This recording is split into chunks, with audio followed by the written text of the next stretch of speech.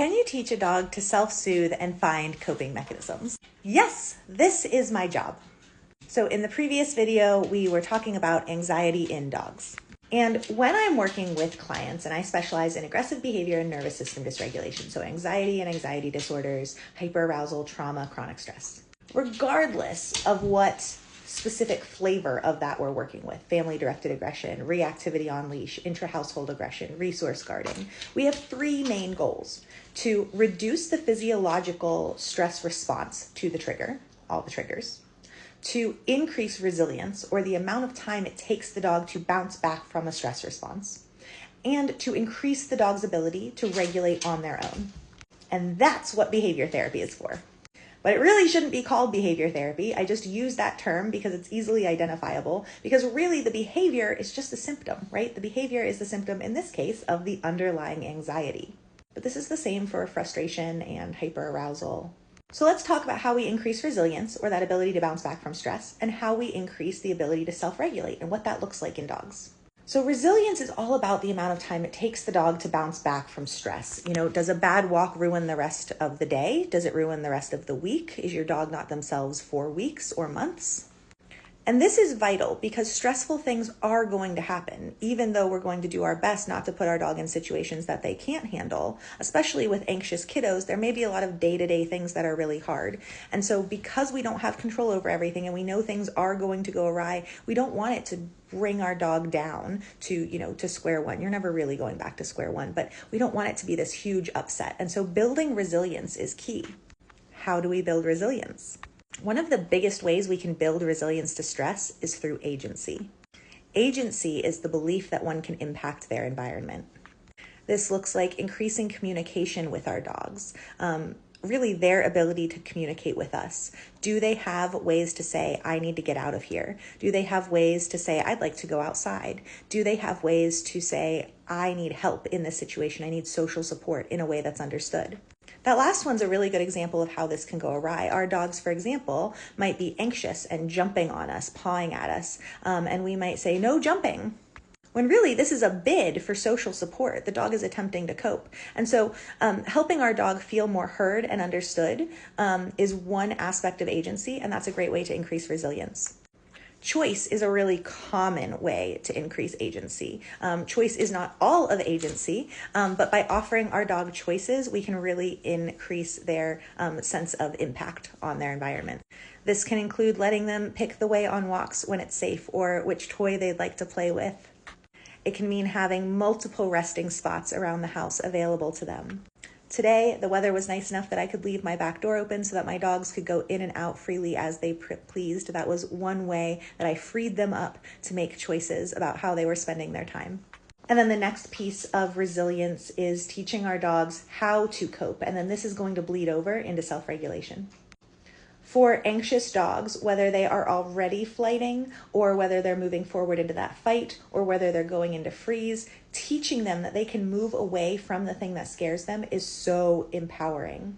This is a great way to promote resilience.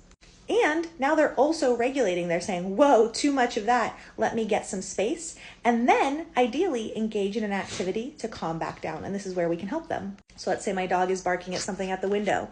I can teach them to move away. So I might need to go all the way up to them at first.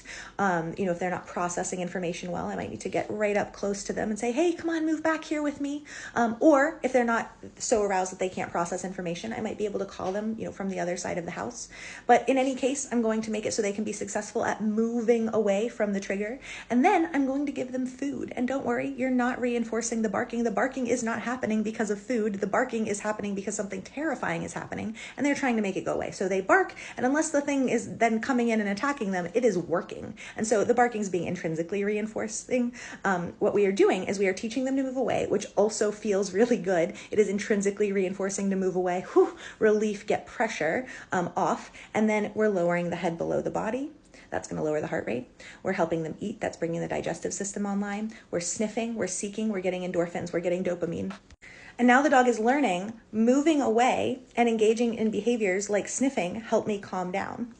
And sniffing is one of those behaviors that your dog can then access on their own. We see displacement sniffing all the time. That's when the dog is trying to cope with the stressor. They're trying to bring themselves back down, but they lose that ability when they get too high on the stress scale. Coping displacement behaviors is like low yellow. And if your dog is exploding at the window, they're in like an orange or a red. So that's an example of how we might ultimately teach the dog to self-regulate. So they start barking a couple times and then looking for you, and then you call them. This is like Kiki Yabuan's thank you for barking protocol. But it's a great example of the ability to self-regulate. I also love teaching on-off switch games. So we take exciting games. I have a whole collection on this because I don't have playlists, but I have a whole collection on on-off switch games where you take games like fetch and tug and high arousal games, and you turn them into games of self-regulation. So you do the arousing part for a bit and then the calming part for a bit. So you tug, tug, tug, and then you scatter feed. And again, we're getting up, we're coming aroused, the heart rate's increasing, respiratory action is increasing, the circulatory system is increasing, and then we're bringing it down. We're slowing the heart rate. We're bringing the digestive system back online. So we're practicing coming up and coming down. And if your dog can't do the calming activity, if they're leaving food behind, if they're having trouble finding the pieces, if they can't disengage from the toy, then the arousing part was too much. We need to focus more on calming and then readjust. Ensuring that our dogs, our anxious dogs especially, have safe people and safe places is a vital part of this as well. Dogs need secure bases and they need safe havens. And so they need to have people who are safe when they are scared. And often our anxious dog's behavior is more stressful to us when they are scared because they feel safe enough to express their feelings. And so you might have a dog who opts for fight mode when you're around and they freeze when you're not. And that's mistaken for them being fine when you're not around. But really, we need to be able to interpret that and say, no, my dog's not comfortable in either situation, but I am safety for them and I'm going to provide that safety for them. And then safe havens. This can be your whole house, or it can be a section of your house, a room, but a place where they can go and take a break from their stressors. And we teach them that they can access that space at any time. And we might amp up that space with calming music, pheromones, calming enrichment activities by sitting in there with them and doing some massage if that's their jam. Dr. Karen Overall's Take a Breath protocol. We can actually teach dogs to take a deep breath on cue and slow their heart rate.